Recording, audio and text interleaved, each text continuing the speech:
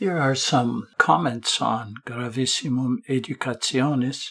They're introductory comments, hopefully useful.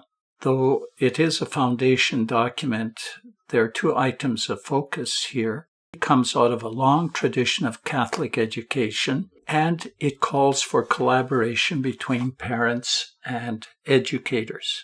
So let's take a look at how it's part of a Catholic tradition. Gravissimum Educationis was promulgated by the Second Vatican Council in 1965, but it didn't fall from the sky.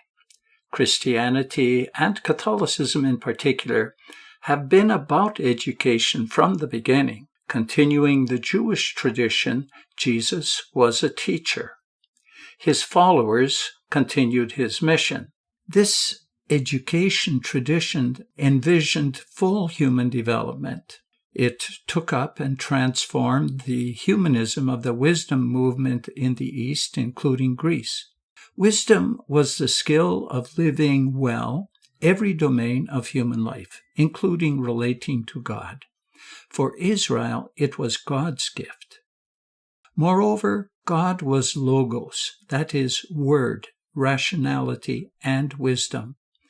Therefore, creation was likewise logos. It made sense to our reason. Faith and reason were two dimensions of the same reality. Christianity was a friend of philosophy. Christianity was a friend of education. Roman and Greek approaches to education were, accordingly, not enemies of Christianity, but transformed by it. They, in fact, would later be taken over by Christianity. A brief description of them is in order, rapid as it may be. In the early centuries of Rome, education was a practical introduction to life skills under the responsibility of the father. As Rome prospered and conquered, slave tutors were tasked by families to do the educating and to do it in a deeper, culturally richer way. Many tutors were from Greece. Since there was no Latin literature at the time, they would use Greek stories, teaching students both Greek and Latin. For subjects, they taught what Plato had prescribed, what the Christian Middle Ages would later call the 7 liberal arts. The first 3 were foundations. In the Christian Middle Ages, they would be called the trivium, the 3 ways. They were grammar, logic, and rhetoric. Grammar was concerned with language. It taught the art of inventing symbols such as words and sentences and combining them to express thought. Logic concerned the art of thinking correctly and detecting errors. Rhetoric was the art of communicating thought effectively from one mind to another, the adaptation of language to circumstance. Grammar was concerned with the thing as it is symbolized. Logic was concerned with the thing as it is known. Rhetoric was concerned with the thing as it is communicated. The next level of education consisted of 4 subjects dealing with quantity, what the Christian Middle Ages would call the quadrivium, the 4 ways: arithmetic, music intervals, geometry, and astronomy. Arithmetic studied quantities as such, music the relations between quantities of intervals, geometry studied magnitude at rest, and spherics or astronomy studied magnitude inherently moving. These 7 subjects could lead to the study of philosophy and theology. Now that's a lot in a hurry.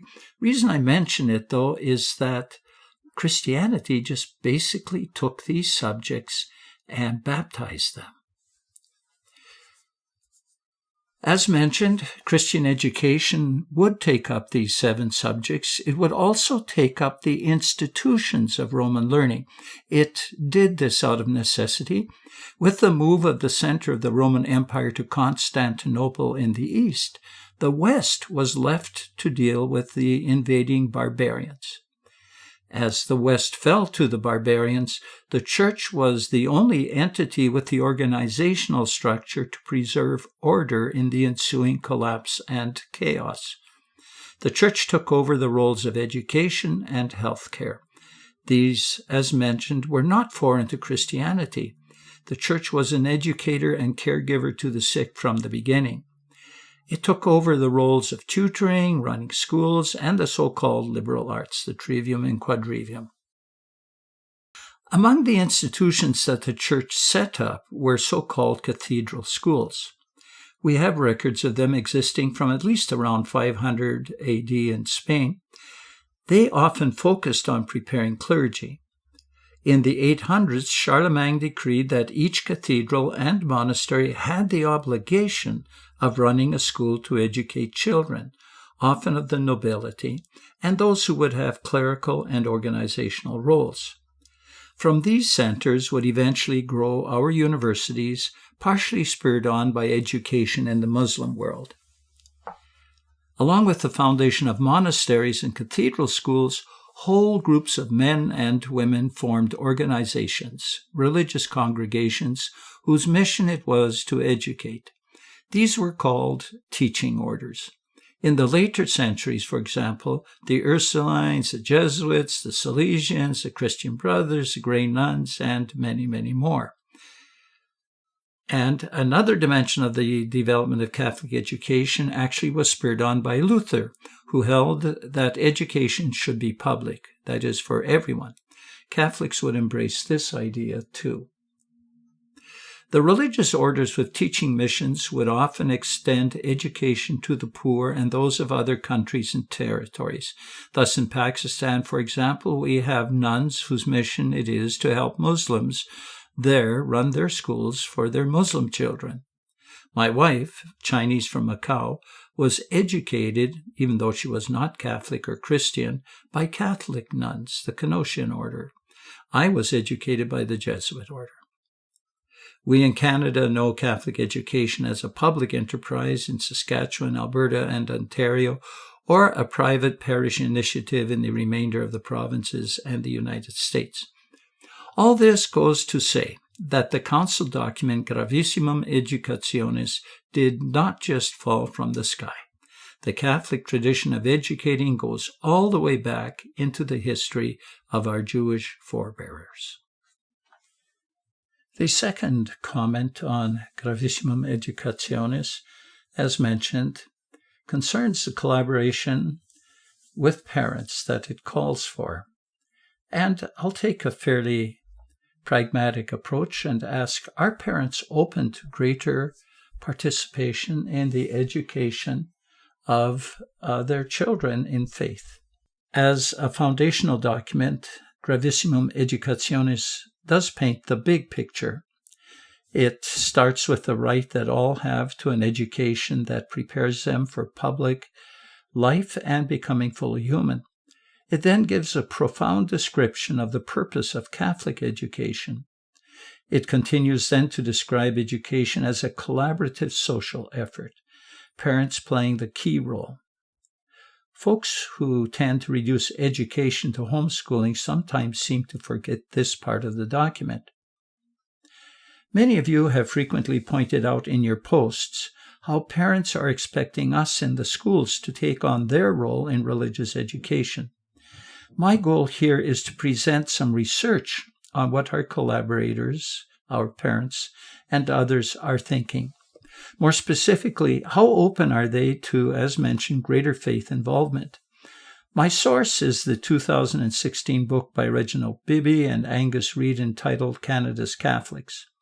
In general, Bibby and Angus Reid's research indicates that the future of the Canadian Catholic Church is at least stable because of the influx of Catholic immigrants, for example, from the Philippines. These immigrants are generally more practicing than Canadian-born Catholics. We'll examine 4 questions. First, how has the abuse crises and the LGBTQ plus issues affected parent attitudes towards faith in our schools? Secondly, what percentage of our parents actually attend church? Thirdly, how in sync are their values and moral views of what we teach in our schools? Fourth, how open are Catholics to greater participation and under what conditions? First, Have the abuse crises in the LGBTQ plus issues affected parent attitudes towards faith in our schools? Well, there is a fair amount of bad press about the Catholic Church and Catholic schools. In Alberta and Ontario, Catholic sex education, especially regarding LGBTQ plus students, is frequently depicted as repressive and oppressive. Then there's the ongoing reporting on sexual, physical, and mental abuse in Catholic institutions, reinforced by the legacy of the residential schools. Is all this changing the attitude of parents towards our schools?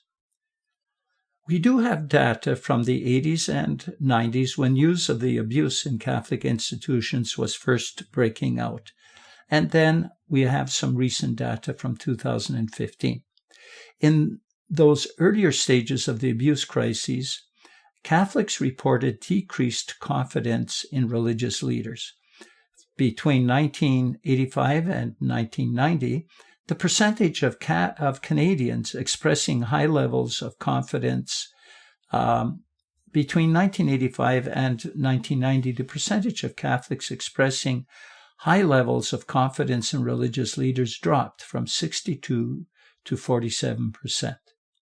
But remarkably, survey findings showed that the decrease in the confidence in religious leaders did not, by itself, result in lower attendance or the bypassing of rites of passage such as baptism.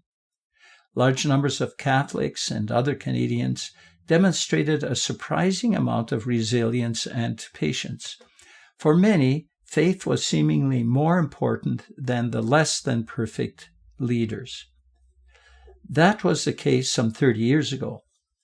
The 2015 survey score is down in high levels of confidence in religious leaders, dropping from 47 to 41%, outside of Quebec, where it's as low as 27%.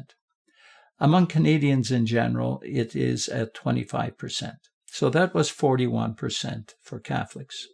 So that's our first question. Doesn't answer necessarily where parents are, but how have those crises affected their attitudes towards us? Secondly, what are the actual numbers and trends of church attendance? Well, more than 3 in 10 Catholics say that they are embracing faith, and less than 2 in 10 indicate they are rejecting it, and the remaining 5 in 10 are somewhere in the middle. Now, the survey shows that about 1 in 4 Catholics, 24%, is attending services monthly or more. Outside Quebec, the figure is actually 32%, double the 15% level for Quebec. Monthly plus attendance is considerably higher for Catholics who embrace faith, 40% in Quebec and 60% elsewhere. Only about 20% indicate that they never attend. They do show up once in a while. Still, the data tell a blunt and sobering tale. For many Catholics, faith is valued more than group involvement. Yet, 6 in 10 Catholics want to have a religious funeral, and a majority of Catholics, 80% outside of Quebec, also feel that it is important, and this touches our schools. A majority, 80% outside of Quebec, also feel that it is important for parents to teach their children religious beliefs. Interestingly, even those saying they are rejecting faith continue seeing themselves as Catholic. Note for a minute how Catholics report their private prayer.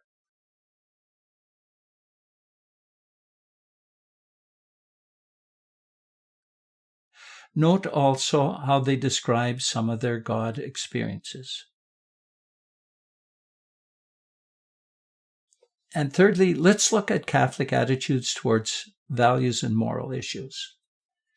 The 2015 survey found that family life was viewed as very important by close to 80%, led by people who are active in parishes.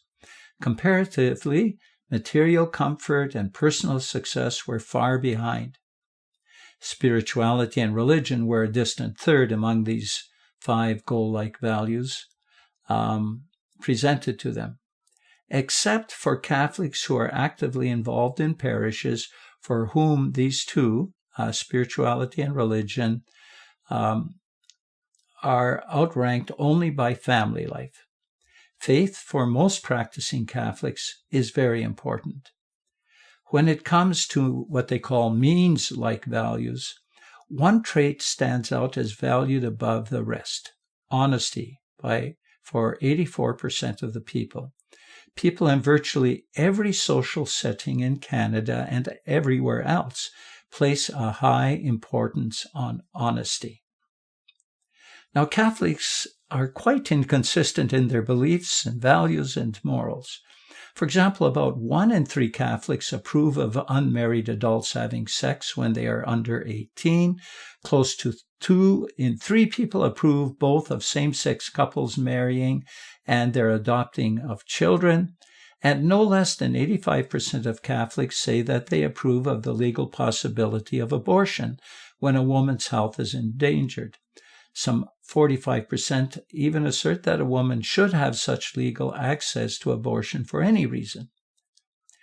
These percentages, however, are considerably less approving for active Catholics. Catholics don't seem to want much from their church, and yet they still call themselves Catholics. So now let's go to the final consideration. Let's look at what people say it would take for them to become more actively involved in their church. Nationally, almost 4 in 10 Catholics state they would be open to more involvement with religious groups if they found it worthwhile. Those already attending monthly or more lead these numbers, but more than 3 in 10 who attend only yearly and 2 in 10 who never attend indicate that they are receptive to being more involved. This includes younger Catholics. Outside Quebec, some 60% of people ages 18 to 34 indicated receptivity, slightly more among males, compared to 50% for Catholics who are 35 to 54. It seems older Catholics have tended to settle in when it comes to participation. Younger Catholics, led by males, have not yet done that. Surveys from 2000 and 2006, whose results still seem pertinent, identify the things that would make more participation worthwhile. Respondents emphasize the need for relevant ministry that elevates their lives and the lives of their families, for caring and trustworthy churches and parishes that value diversity and inclusion. Many said that their lack of participation sometimes has less to do with dissatisfaction and more to do with scheduling, aging, and lack of relational support. The marginals. What people say would make greater involvement worthwhile. First, there are ministry factors. It would have to add value to my life, more family things, spiritual guidance related to everyday living and practices, get to know the people in my community better, for my family's well-being, if it was uplifting and added to life. Emphasis on the love of God, caring about others, etc., rather than the pomp, ceremony, and ritual.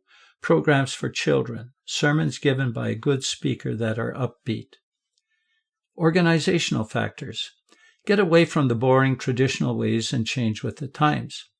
A non-judgmental environment that emphasizes spiritual development rather than rules. Accept things that are different, such as gay marriage and choice decisions, and offer women a greater role. If the sermons were more relevant to today, a priest that you can understand, no talk of heaven or hell. Ministry qualities. A community of faith that is genuine and caring. More up-to-date and relevant sermons. Good music and more local involvement. Honesty. A group that really did practice what they preached. More age-appropriate things for teenagers and young adult groups. Services that I am able to get something from. Dealing with the real-life issues of today. Some vitality and positive energy. Finally, personal factors. I see myself attending my church again on a regular basis, But right now my life is congested and I have little time for anything else. If I had children and my partner wanted to expose them to religion, it would make my in-laws happy. If my spouse wanted to go, if someone in the family got something out of it, make it Sunday afternoon, not morning, if it could have a positive influence on my partner and our children. I need more time. The question that I think we face is, how open are our parents to participating and collaborating with us in the faith development of their children? We saw that 80% think it's important to educate their children in the faith. I'll finish with one example, perhaps you can identify with it. About 15 years ago, we invited Sister Pat McCormick. Best presentation I've ever seen on discipline in my life, in fact. She came up to our district in Fort McMurray, and she put on an evening for parents on discipline in family. We advertised it in the parish. We co-sponsored it with the parish and advertised it on the radio. And to my surprise, we had between 130 and 150 parents come out.